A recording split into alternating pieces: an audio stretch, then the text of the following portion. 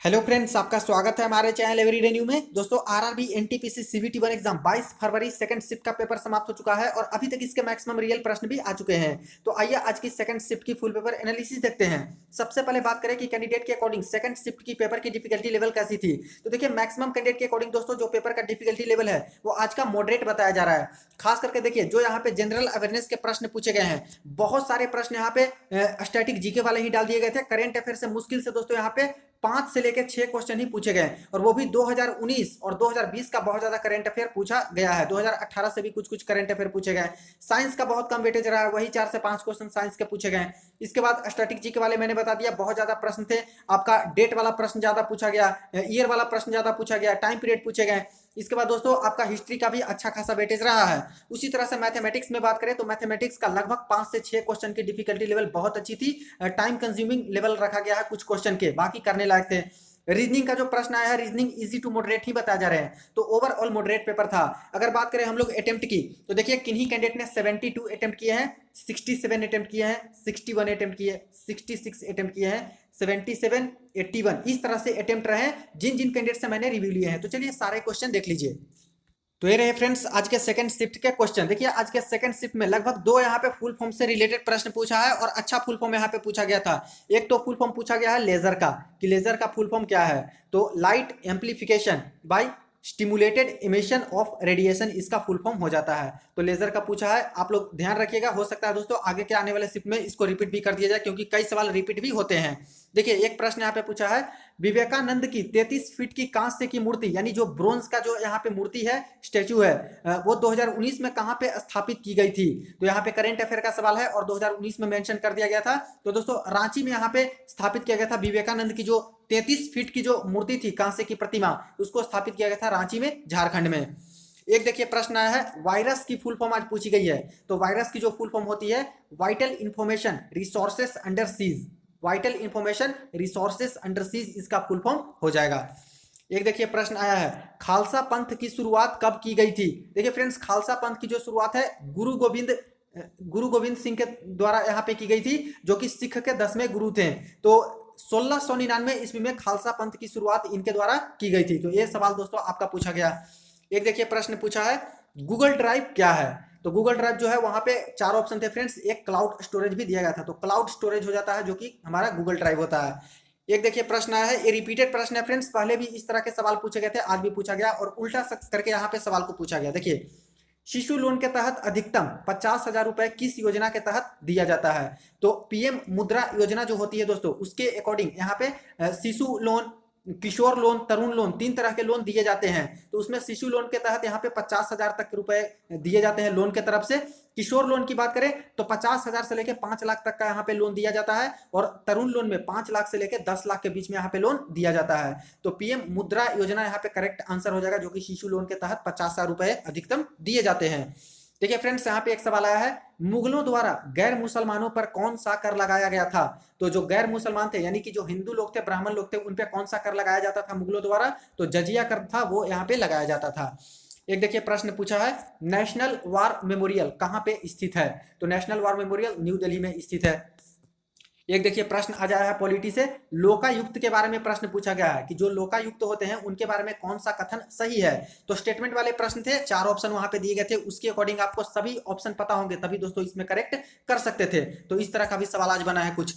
देखिए, एक प्रश्न पूछा गया है, राज्यसभा की सदस्यता व चुनाव की पद्धति किस देश से लिया गया है। जो राज्यसभा के सदस्य होते हैं उनके बारे में और उनका जो इलेक्शन होता है, उनकी किस प्रकार से पद्धति होती है, कौन से देश से लिया गया है, कौन से कंट्री से लिया गया है प्रावधान। तो यूएसए से लिया गया है, अमेरिका से लिया गया है।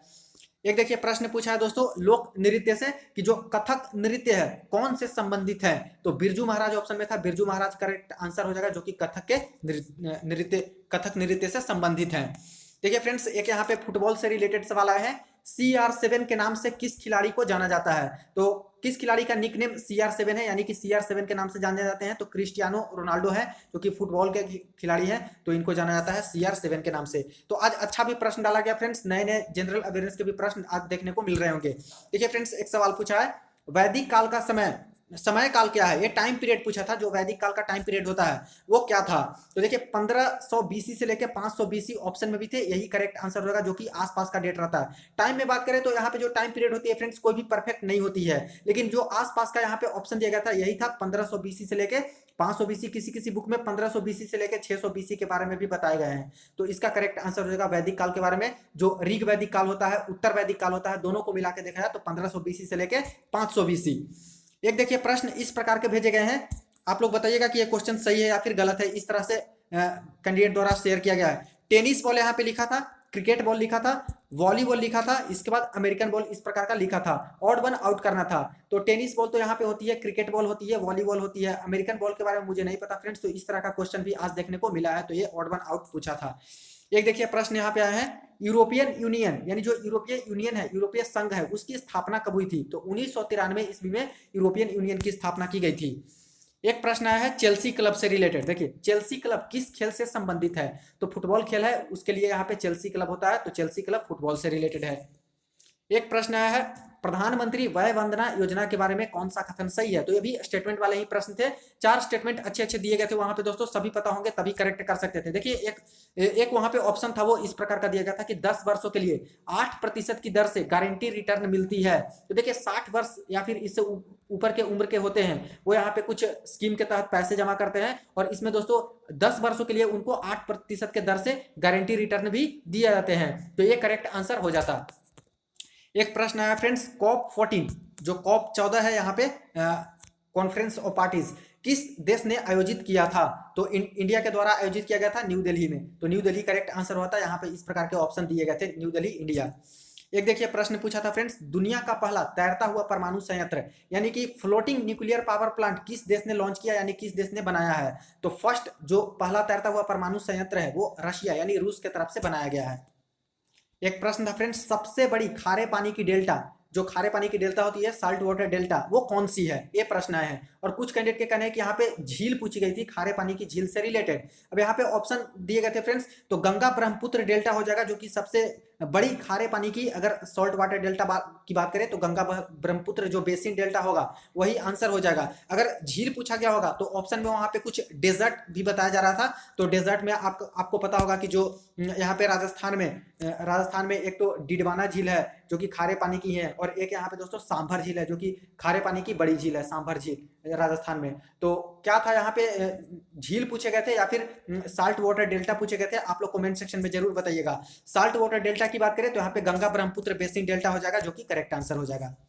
एक देखिए प्रश्न पूछा गया है, मानव शरीर में हृदय से वृक्क तक रक्त यानी ब्लड किसके द्वारा जाता है। जो हमारी ह्यूमन बॉडी होती है उसमें हार्ट से लेके किडनी तक जो ब्लड का संचरण होता है वो किसके द्वारा किया जाता है। तो रीनल आर्टरी होती है यानी वृक्क धमनी होती है, उसके द्वारा यहाँ पे किया जाता है। ये करेक्ट आंसर होता। देखिए एक प्रश्न पूछा है, भारत के कौन से व्यक्ति 2 बार कार्यवाहक प्रधानमंत्री रहे हैं। तो कार्यवाहक प्रधानमंत्री पूछा है फ्रेंड्स, वो भी 2 बार। तो गुलजारी लाल नंदा थे जो कि 2 बार यहाँ पे कार्यवाहक प्रधानमंत्री के तौर पे सर्व किए हैं।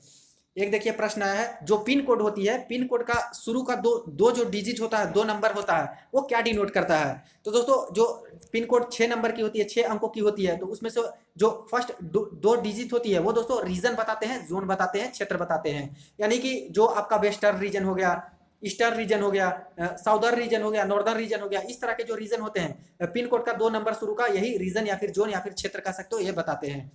एक देखिए प्रश्न पूछा गया है, अंटार्कटिका का पहला अभियान किसके नेतृत्व में हुआ। जो भारत का अभियान हुआ है अंटार्कटिका का, उसमें से जो प्रथम बार जो अभियान किया गया था अंटार्कटिका का, किनके नेतृत्व में किया गया था। तो एस.जेड कासिम के नेतृत्व में किया गया था, यही लीड कर रहे थे। देखिए एक प्रश्न पूछा गया फ्रेंड्स, कोई रोबोट का नाम दिया गया था, पूछा था किस देश का रोबोट है। तो हाल ही में लॉन्च किया गया है कोई रोबोट, वो पूछा था दोस्तों। रोबोट का नाम किसी को याद होगा, जो एग्जाम दे के आया है जरूर बताइएगा। कैंडिडेट को याद नहीं थे, मैंने कोशिश की थी यहाँ पे पूछने की। तो रोबोट का नाम दिया था, यहाँ पे पूछा था कि किस देश की रोबोट है, चाइना, यूएसए, इस तरह से 2 ऑप्शन भेजे गए हैं।